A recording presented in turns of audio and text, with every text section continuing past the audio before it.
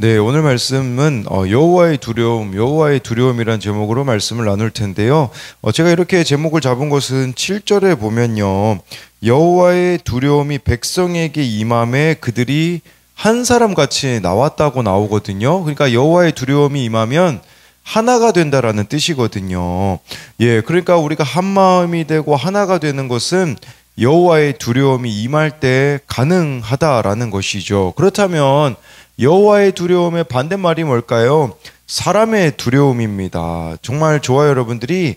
여호와의 두려움, 하나님만을 두려워하면 사람과 환경이 두렵지 않겠지만 반대로 사람을 두려워한다면 환경과 사람을 두려워할 수밖에 없다라는 것이에요. 그래서 오늘 말씀을 통해 여호와의 두려움이 우리에게 임한다라는 것이 무엇인지 함께 나누겠습니다. 첫 번째로요, 여호와의 두려움은 위기 가운데 나타납니다. 1절인데요. 암몬 사람 나하스가 올라와서 길르앗 야베스에 맞서 진침해 야베스 모든 사람들이 나하스에게 이르되 우리와 언약하자 그리하면 우리가 너를 섬기리라 하니 라고 해서요, 암몬 사람 나하스가 이 길르앗 야베스를 치러 왔거든요. 근데 싸울 생각이 전혀 이 길르앗 야베스에게는 없습니다. 그래서 너무 쉽게 이 대적 암몬에게 항복을 하는 거예요. 그러면서 우리와 언약하자라고 이 암몬 사람 나하스에게 이야기를 했거든요. 근데 이것은 고대 근동에서 발견되는 봉신 조약으로서 길르앗 야베스 사람들이 이제 나하스 이 암몬을 섬길 의무를 지겠다라는 거예요. 그러면서 1절에 보니까 우리가 너를 섬기리라, 이 섬기리라라는 말은요, 너희의 노예가 되겠다라는 것이에요. 아니, 싸워보지도 않고 너무나 쉽게 항복하려는 이들의 모습이 이해가 안 되어질 수도 있겠지만, 그런데요, 사실 여러분 여기 나와 있는 길르앗 야베스는 싸울 힘이 없었습니다. 왜냐하면 사사기에 보면요, 이스라엘 11지파가 그때 베냐민과 싸울 때 있잖아요. 그때 많은 사람들이, 이 전쟁에 참여하지 않았던 사람들이 이 길르앗 야베스거든요. 그러다 보니까 이스라엘 그 11지파가 길르앗 야베스의 또 남자들을 전쟁에 나오지 않았다고 죽이고, 싸울 사람이 없었기 때문이라고도, 싸울 힘이 없었기 때문이라고도 볼 수도 있습니다. 2절에 보면요, 암몬 사람 나하스가 그들에게 이르되 내가 너희 오른 눈을 다 빼야 너희와 언약하리라. 내가 온 이스라엘을 이같이 모욕하리라. 이 길르앗 야베스한테 뭐라고 이야기하냐면, 이들이 섬기겠다고 했잖아요. 노예가 되겠다고 하지만 암몬 사람 나하스가요, 놀리고 있는 거예요. 조롱하는 거죠. 너희들 오른쪽 눈을 다 빼면 내가 그때 하겠다라는 건, 이거는요 그냥 무시하고 모욕한 것임을 말하는 것이죠. 성경에요, 참 이렇게 이름이 구약에 특히 나오는 것은 좀 우연이 아닌 것을 보게 되어져요. 나하스라는 이름의 뜻이 무슨 뜻이냐?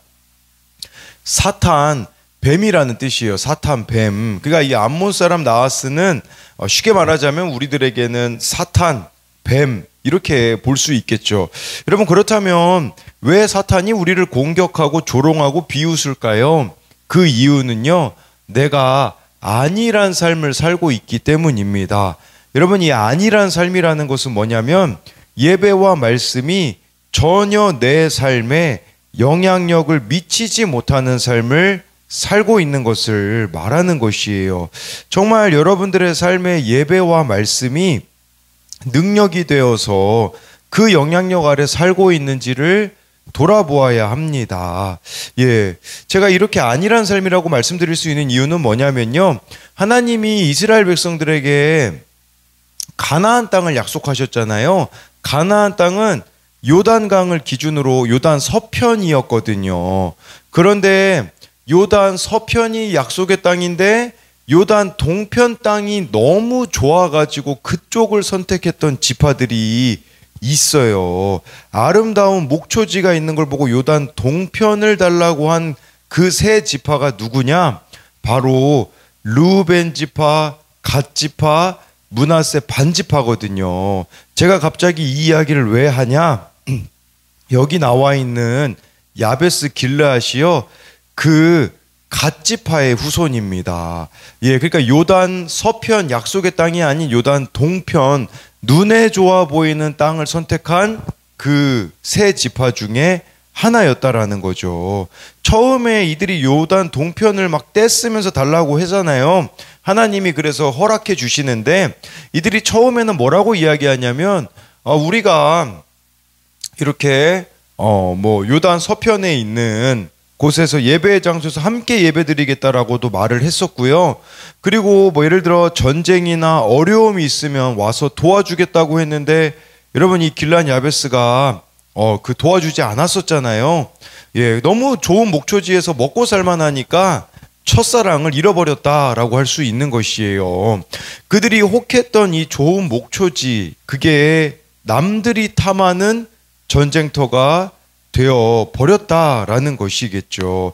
그러니까 지금 이 암몬 사람 나하스 사탄이 쳐들어오는 것은요, 우연이 아니라 예배와 멀어진, 말씀과 멀어진 나의 삶의 결론이라고 할 수가 있는 것이겠죠. 정말 내가 좋은 목초지에 눈이 멀어졌기 때문에 이렇게 나하스 사탄이 쳐들어오게 되었다라는 것이에요. 그렇기 때문에 우리가 해야 되는 일은 뭐냐면 내가 눈이 멀었던 것들을 회개하며 나아가면 되는 것입니다. 내가 예배를 온전히 드리지 못했던 이유를 발견하고 회개하면 되는 것이고요. 내가 말씀의 영향력 가운데 살지 못했던 것을 돌이키면 되는 것이에요. 지난주 이렇게 아내가 이제 유산하게 되어서 이제 제가 주일학교 설교를 당분간 하게 됐는데 저에게는 한편으로는 좀 부담이 되기도 했습니다. 그런데 토요일 날 우리 교회 청소년부 학생이 유도 시합이 있어서 거기 갔다가 우리 교회 예전에 나왔던 초등학생 여자아이를 이렇게 만나게 되어요. 근데 저는 그 아이를 못 알아봤거든요. 이후에 이름을 듣고선 이렇게 알게 되었고 어제 주일학교 아이들에게 설교를 하게 되는데 정말 제가 이들에게 관심이 없었음을 보게 되더라고요. 그러자 이 주일학교 설교를 맡은 것에 대해서 부담이자 회피하고 싶었던 마음이 이들에게 무관심한 제 죄를 보게 되어지니 오히려 기회로 여겨지게 되더라고요. 여러분, 이처럼 위기가 기회가 되어질 수 있다라는 거예요. 기회가 될 수 있다라는 것은 나의 영적 눈이 멀어졌던 것들을 돌이킬 수 있는 기회라는 것을 말하는 것입니다. 그래서 이것에 대한 두 가지 적용 질문은요, 최근에 나를 찾아온 위기는 무엇입니까? 이 암몬 사람 나하스, 또 우리에게는 사탄이 쳐들어오는 것이 위기일 수 있겠죠. 무조건 항복하려는 길르한 야베스처럼 회피하려고 하지는 않습니까? 막 문제가 찾아오는데 막 회피 구단인 겁니다. 그냥 무조건 항복하겠다. 이 길르한 야베스 같이 우리도 회피하려고 하고 있지 않는가? 그 가운데 돌아봐야 하는 나의 모습은 무엇입니까? 두 번째는 나의 영적인 눈을 멀게 만들어서 예배와 말씀에 소홀하게 만드는 것은 무엇입니까? 두 번째로는요, 여호와의 두려움은 하나가 되게 합니다. 4절 5절인데요. 이에 전령들이 사울이 사는 기브아에 이르러 이 말을 백성에게 전하매 모든 백성이 소리를 높여 울더니 마침 사울이 밭에서 소를 몰고 오다가 이르되 백성이 무슨 일로 오느냐 하니 그들이 야베스 사람의 말을 전하니라. 길르한 야베스 전령이 베냐민 지파를 찾아갔어요. 왜냐하면 이 기브아에, 사울이 사는 기브아에 갔다고 하니 이곳은 베냐민 지파 사람들이 사는 곳이었는데, 이 둘의 관계가 돈독했던 부분들이 있기는 합니다. 왜냐하면 제가 그 사사기 말씀드렸잖아요. 이스라엘 11지파와 베냐민하고 싸웠을 때 베냐민이 2번 이기고서는 마지막에 지잖아요. 그때 남자 600명만 빼고는 다 죽었습니다. 근데 이스라엘 11지파가 뭐라고 이야기하냐? 우리는 절대로 베냐민 지파에게 딸들을 주지 않겠다고 해서 그때 이스라엘 백성들이요, 11지파가 전쟁에 안 나왔던 지파를 찾아보는데 그때 이 야베스 길르한 야베스가 전쟁에 안 나왔거든요. 그러니까 막 사람들을 죽이고 여자 400명을요 강제로 베냐민 지파에게 줍니다. 그때 그 여자 400명이 길르앗 야베스 출신이었거든요. 그러니까 이 베냐민하고 길르앗 야베스는 뭐 관계가 돈독했다라고 볼 수 있겠죠. 또 사울에게는요, 외갓집이 또 길르앗 야베스라고 볼 수 있어요. 왜냐하면 사울의 어머니가 바로 야베스 길르앗 출신이었기 때문인 거죠. 드디어 사울이 그 어머니 집안의 원수를 또 갚게 되어질 수 있는 기회가 왔다고 할 수 있어요. 근데 사울이 이때 뭐 하고 있었냐면요, 좀 의아한 게 있어요. 우리가 어제 말씀해 보면 사울이 왕이 되잖아요. 아니, 왕으로 임명을 받는데 5절에 보니까 밭에서 소를 몰고 오고 있습니다. 이게 뭘 말해주는 걸까요? 아무도 사울을 왕으로 인정하지 않았다라는 뜻이에요. 예. 사울이 그렇지만 여러분, 뭐 사람들이 나를 왕으로 인정해주지 않는다고 해도요, 묵묵히 자기 할 일을 하고 있는 모습을 보여주고 있는 것이겠죠.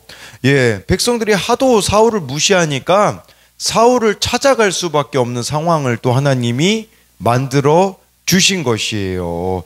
여러분, 이게 우리가 지금 사무엘상에서 계속 보게 되는 것은요, 하나님의 질서에 대한 순종이에요. 정말 사무엘의 그 질서에 또 엘리 제사장의 질서까지도 순종해야 된다라는 걸 보여준다면, 지금은 이제 이스라엘의 왕이 사울이니까 정말 이 또 하나님이 질서 가운데서 이런 일들을 행하시는 것을 보여주고 있는 것이죠. 6절 7절에 보니까요, 사울이 이 말을 들을 때 하나님의 영에게 크게 감동됨에 그의 노가 크게 일어나 한 결의의 소를 잡아 각을 뜨고 전령들의 손으로 그것을 이스라엘 모든 지역에 두루 보내어 이르되, 누구든지 나와서 사울과 사무엘을 따르지 아니하면 그의 소들도 이와 같이 하리라 하였더니, 여호와의 두려움이 백성에게 임함에 그들이 한 사람같이 나온지라. 사울이요, 야베스에서 일어난 일을 들을 때 하나님의 영에 크게 감동되었다고 말씀해주고 있습니다. 토요일 큐티인 본문에 보면 하나님의 산에서 선지자 무리를 영접할 때도 하나님의 영에 크게 감동된 적이 있거든요. 예, 근데 여기서 중요한 것은요, 하나님의 영에 크게 감동되어 있는 것은요, 현재형이 되어야 된다라는 부분입니다. 성령 충만이 딱 그렇지 않습니까, 여러분? 어제 성령 충만은 어제로 끝입니다. 오늘 저와 여러분들이 성령으로 충만해야 된다라는 것이에요. 그러니까 막 거룩한 분노가 일어나게 되는 것이겠죠. 이 거룩한 분노가 일어났을 때 나타나는 특징은 뭡니까? 바로 하나가 되는 것이에요. 7절에 나와 있잖아요. 여호와의 두려움이 백성에게 임함에 그들이 한 사람같이 나온지라 라고 말씀해주고 있는 것이겠죠. 저와 여러분들이 성령으로 인한 거룩한 분노에 사로잡힐 때 하나가 될 수가 있다라는 것을 보여주는 것입니다. 12절 13절을 보면요, 백성이 사무엘에게 이르되 사울이 어찌 우리를 다스리겠느냐 한 자가 누구이니까 그들을 끌어내소서 우리가 죽이겠나이다. 사울이 이르되 이날에는 사람을 죽이지 못하리니 여호와께서 오늘 이스라엘 중에 구원을 베푸셨음이니라 라고 말씀해주고 있어요. 전쟁에서 이겼거든요. 이기고 나니까 이제 사울이 입지가 좀 든든해졌잖아요. 그때 어제 말씀해 보면요, 사울이 왕으로 임명받을 때에 불량배들이 막 조롱했거든요. 무슨 사울이 우리를 구원하겠냐? 그랬을 때 지금 암몬과의 전쟁에서 승리했기 때문에 사울이 힘이 생겼거든요. 사울이 힘이 생기니까 막 사람들이 뭐라고 부추기냐면, 그때 사울 무시했던 그 불량배들 우리가 죽이겠습니다. 근데 사울이 뭐라고 이야기하냐? 이날에는 사람을 죽일 수 없다고 말하면서 오늘 이스라엘 중에 구원을 하나님이 베푸셨다고 말해주고 있는 것이에요.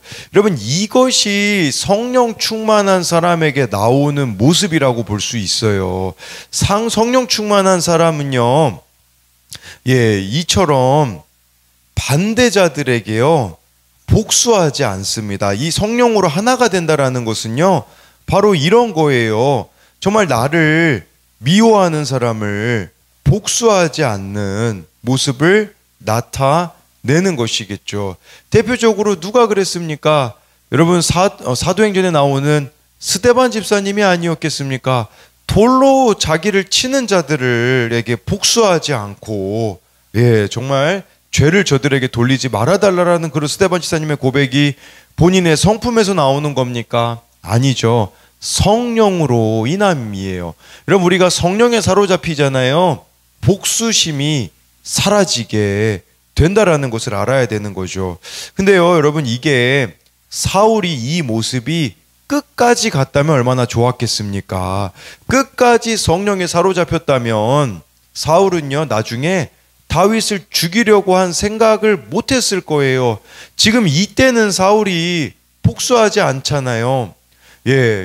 아무도 죽이지 못한다라고 말하지만 그 성령 충만을 그가 놓치게 되어지니 다윗을 죽이려고 온 나라를 헤집고 다니는 그 사울의 모습을 보면요 우리도 마찬가지예요. 오늘 저와 여러분들이 성령 충만하지 못하잖아요. 죽이고 싶은 사람이 생길 겁니다. 미운 사람이 생길 수밖에 없습니다. 왜냐하면 우리의 성품에는 한계가 있기 때문이에요. 여러분들의 성품으로 사랑할 수 있는 사람은요 제한적일 수밖에 없어요. 그러나 정말 저와 여러분들이 성령에 사로잡힐 때에 정말 죽이고 싶은 그 마음이 사라지는 은혜가 우리들에게 주어진다라는 것을 알아야 한다라는 것입니다. 그래서 이것에 대한 적용 질문은요 나는 하나님을 가장 두려워합니까? 사람과 환경을 두려워하고 있지는 않습니까? 하나님을 두려워하기에 그동안 나를 무시했던 사람을 위해 기도할 수 있습니까? 또 한 가지는요 하나님이 하신 일을 내가 했다고 착각하고 기세등등했던 적은 없습니까? 이때 사울은 이런 태도를 취하지 않았잖아요. 정말 모든 영광을 하나님께만 돌렸던 것처럼 우리도 이러한 모습이 있는가를 묻는 적용 질문입니다. 기도하겠습니다. 살아계신 하나님, 우리들의 인생에 나하스가 쳐들어옵니다. 나하스는 사탄입니다. 정말 사탄이 쳐들어올 때는 분명한 이유가 있습니다. 왜냐하면 내가 여지를 주었기 때문입니다. 내가 정말 영적 무장해제되어진 상태로 예배도 소홀히 하고 말씀도 소홀히 하였기에 정말 찾아온 이 위기 가운데에 우리가 회피하지 않기 원합니다. 정말 이 길르앗 야베스가 정말 내가 당신의 종이 되겠다고 사탄의 우리로 말하자면 종이 되겠다며 회피하는 방식을 선택하는 모습이 나의 모습일 수 있습니다. 정말 회피함으로써 사탄에게 끌려다니는 인생이 되어지는 것이 아니라 그 가운데에 회개하기 원합니다. 정말 길르앗 야베스 요단 동편 땅을 차지하고 좋은 목초지가 있으니 배부르고 등 따시니 하나님에 대하여서 무관심하였던 정말 그들의 조상의 죄를 그런 나의 죄를 회개하는 기회로 그리하여서 위기가 기회가 되어지기 원합니다. 하나님 또한 날마다 성령께 사로잡히기 원합니다. 여호와의 두려움이 날마다 우리들 가운데 임함으로써 하나가 되기 원합니다. 그리하여서 복수심이 사라지고 미움, 다툼, 시기, 질투가 우리 안에 사라짐으로써 성령으로 하나 되어지는 가정, 성령으로 하나 되어지는 우리 교회가 되게 하여 주실 것을 믿으며 살아계신 예수님 이름으로 기도드립니다. 아멘.